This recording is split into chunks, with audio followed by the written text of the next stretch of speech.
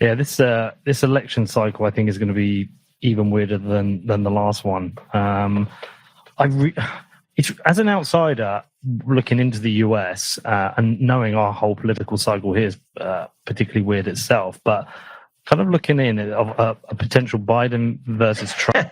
We have Hunter Biden now being investigated. We have Trump currently being investigated and in court. It's a particularly weird time. Are you writing about this at all? As an insider, I can tell you it is a particularly weird time. You don't have to be an outsider to see how ridiculous it is. To answer your specific question, we try not to be a political newsletter to the extent that politics is an input into the main things we write about. We are politically aware. We have said on other appearances that we voted for neither of these candidates last time, and we would hope that we would have a better selection than these two this time. And we are. I mean, if you just read out loud the things you just said, again, back in the 90s, you wouldn't believe it, that this is the United States we're talking about. We have, and by the way, this is bipartisan. Mitch McConnell has no idea where he is. Right? Yeah. Joe Biden is not all there. I read 1984. You can use all the propaganda techniques you want on me. I can visually see that he's not there. They've charged Donald Trump with 73 felonies and counting, and he's still the front runner for the Republican nomination. It's Banana Republic stuff. It's absurd. This is all coming on the heels of the BRICS discussion we just talked about, and the Hunter Biden stuff. It depends on which side of the algo that you sit on. To some, he doesn't even exist, and to others, that's the main news story of the day. The polarization of the U.S. political discourse is off the charts. But it can't be that the best candidates we have are people in their 80s. Dianne Feinstein has no idea where she is. It's not. It shouldn't be partisan to point out these things. Mitch McConnell, it's time he retired. I was on a podcast the other day where I said, look, why can't we just have something like Gavin Newsom against Ron DeSantis with Joe Manchin running as an independent and give the country a choice between three people who can complete a sentence? I mean, it's really upsetting. Now, of course, Donald Trump can complete a sentence, but Donald Trump comes with his own, set of legacy issues. But it can't be that this is the best we have. Well, it isn't really, and it is a sad state of affairs. So that's probably as political as I would ever get. We would never write such a piece because it's not what our audience comes to us for. But it truly is, as an insider, sad, really, and a bit scary. Well, is it just another signal of a crumbling empire? Yeah, huge debt. I mean, we didn't even talk about the downgrading of U.S. credit. Yeah, we can. That's something we have certainly spoken about with our pro tier and might write about. But yeah, I mean, people say it might be at the decline stage of the Roman Empire, but the Roman Empire took hundreds of years to go from decline to collapse. I don't know. In the internet era, maybe things feel like it might be accelerating a little quickly, but this is unsettling. As a person who is a proud patriot, and by the way, it used to be that was an uncontroversial statement. You can't even say that you're a patriot in the U.S. political discourse today without receiving ridicule from at least half the country. And what does that say about the state of affairs? I'm not sure what it's like in the UK, but nonetheless, it is not positive. One of the things that held up the U.S. dollar hegemony was the state of our institutions and the quality of our financial markets and the rule of law and the belief that you could get a fair hearing in the U.S. and the level of corruption and criminality that is on blatant display in Washington, D.C. is appalling. And once you lose your ethical framework as a society, what do you have? Well, I mean, I mentioned to you, I'd just been out to Buenos Aires, spent a week there making a film about inflation. By the way, which was a weird experience because the inflation was so high, I expected to see quite a desperate picture, but actually the restaurants were full, the shops were full. People, especially those, there's kind of like two classes of people. There's the poor and everyone else. The poor are just a large voting bloc and backed by unions and tend to see they get wage increases that go with inflation, whereas the rich have access to dollar or other tools where they can hedge themselves. So it was a very weird experience, but at the same time, I kind of felt like some of the things I was seeing was almost like a window into the future of what may happen. I don't know to the extent, but what may happen in the UK and the US. I mean, look, we have better institutions, so I don't see us hitting 150% inflation. Well, I hope not.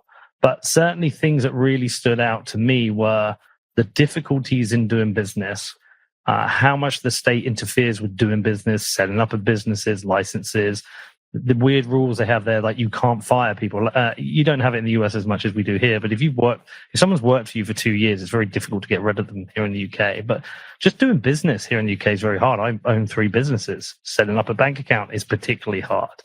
The taxes you pay are particularly onerous. And so it was like a window into the future, especially as somebody, I've set up businesses for 20 years. Now it's harder than ever.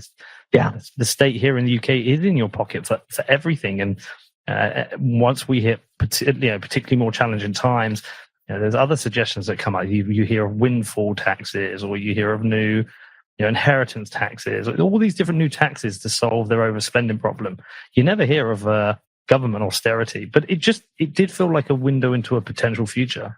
So let me give you perhaps a scary interpretation of what you just said. Okay. The difference between Argentina and the US is Argentina has far more practice going through such hyperinflationary spirals. Yeah, they're used to it. In many ways, the society is conditioned to proactively hedge, to minimize risk, to port wealth from one regime to the other. The UK, of course, had a pretty bad experience in the 70s, but the US is nowhere near ready for the consequences of the first, second, or third time that this happens.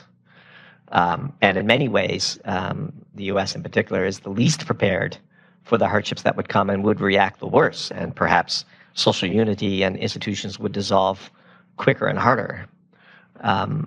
Argentina, at least the citizens of Argentina, both categories of people that you described, have seen this movie before.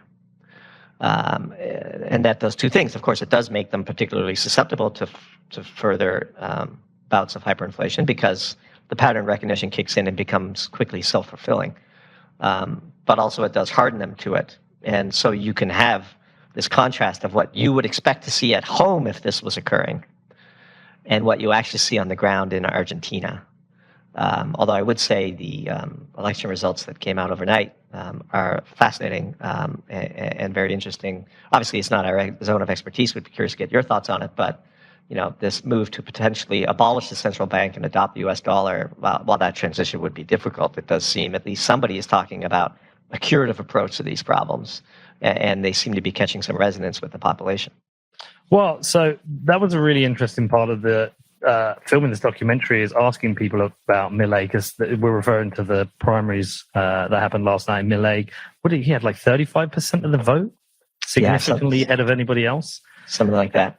Yeah, and what's really interesting is you do have this large voting bloc in Argentina, which is the poorest of society, but they are the people that still get screwed the worst. Yeah, they don't have access to the tools that other people do. And yes, they may get wage rises backed by unions, but they still get screwed the worst. They don't have access to simple things like credit cards. I mean, some of the people I met, the more middle-class people, they would buy everything on a credit card, and by the end of the month, they would have a 10% discount on everything they purchased. Just simple tools like that. But Milei seems to have appealed to a lot of the young people who are kind of fed up with this. So again, a couple of things that really stood out. Young people saying there's no point me staying in Argentina. I won't be able to buy a house. I won't be able to conserve wealth. So a lot of Argentinians are leaving. They're moving to Australia or the UK or the US. And so that's a real brain drain from the country itself. But there are even people who, not even from the richest parts, who are now saying, look, I'm fed up with this. This has been decades of inflation that we've dealt with. This is part of our culture now. And so those people I spoke to, like Milei, who wouldn't vote for him, what they said was, he doesn't appear to have the experience. We're not sure whether he can deliver against what he wants. I actually interviewed his economic advisor while I was out there. Everything he said to me makes sense. He said we have to cut our spend. We have to stop these huge subsidies. We have to rein in the central bank or obliterate the central bank.